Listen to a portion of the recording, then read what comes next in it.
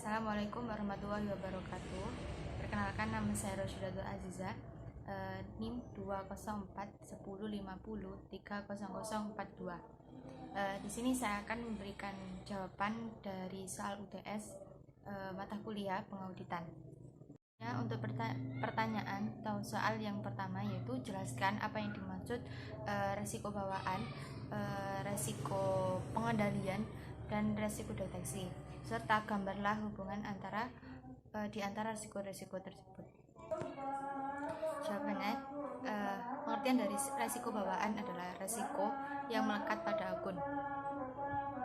Mungkin beberapa hal dalam laporan rentan akan nilai salah saji material, seperti halnya kas, karena kas mudah disalahgunakan. Untuk resiko pengendalian adalah resiko yang terjadi kegagalan pengendalian internal yang tidak bisa mencegah salah saji suatu material terjadi di suatu aksesi dengan tepat waktu. Jadi ketika suatu sistem pengendalian itu tidak baik atau efektif, maka tingkat pengendaliannya rendah. Sebaliknya, jika sistem pengendaliannya buruk atau tidak efektif, maka tingkat resiko pengendaliannya tinggi. Resiko deteksi adalah suatu resiko di mana seorang auditor tidak dapat mendeteksi salah saji yang ada dalam asersi tersebut. Jadi, hubungan antara risiko pengendalian, risiko bawaan, dan risiko deteksi dapat digambarkan dalam suatu bagan, yaitu dapat dijelaskan bahwa ketika lebih tingginya penilaian risiko bawaan dan risiko pengendalian, maka auditor harus memperoleh banyak bukti dari prosedur-prosedur substantif yang dilakukan.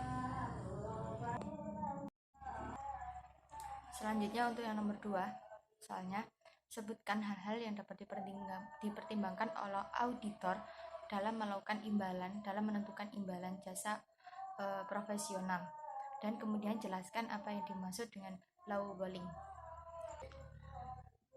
Jadi menurut peraturan pengurus IAPI nomor 2 tahun 2016 tentang penentuan imbalan jasa audit laporan keuangan, dalam menentukan imbalan jasa audit, anggota harus mempertimbangkan 1. Kebutuhan klien dan ruang lingkup pekerjaan. Yang kedua, waktu yang diperlukan dalam setiap tahapan audit. Ketiga, tugas dan tanggung jawab menurut hukum. Tingkat keahlian dan tanggung jawab yang melekat kepada pekerjaan yang dilakukan. Kemudian, tingkat kompleksnya pekerjaan. Kemudian, jumlah personel dan banyaknya waktu yang diperlukan dan secara efektif digunakan oleh anggota dan stafnya untuk menyelesaikan pekerjaan. Kemudian, sistem pengalihan mutu dan basis penetapan imbalan jasa yang disepakati. Kemudian, pengertian dari lowballing adalah auditor menetapkan audit fee atau harga audit lebih rendah ketika klien pertama kali mendaftar. Hal ini dilakukan untuk mendapatkan klien lebih banyak dari sebelum-sebelumnya. Selanjutnya, yang nomor 3, yaitu mengapa kode etik profesi akuntan atau kode etik akuntan Indonesia diperlukan baik untuk akuntan publik atau akuntan internal. Kode etik akuntan Indonesia diperlukan untuk mengatur standar mutu terhadap pelaksanaan pekerja akuntan. Standar mutu ini penting untuk menjaga kepercayaan masyarakat terhadap profesi akuntan. Kode etik akuntan Ikatan Akuntan Indonesia dimaksudkan sebagai panduan dan aturan bagi seluruh anggota, baik yang berpraktis sebagai akuntan publik, baik bekerja di lingkungan dunia usaha, baik ataupun dunia instansi pemerintah. Soal yang keempat, yaitu apa pengertian dari surat perikatan audit.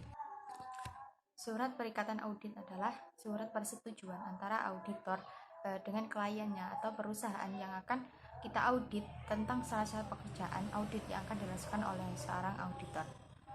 Baik, sekian presentasi jawaban UTS dari saya. Mohon maaf. Sekian, wassalamualaikum warahmatullahi wabarakatuh.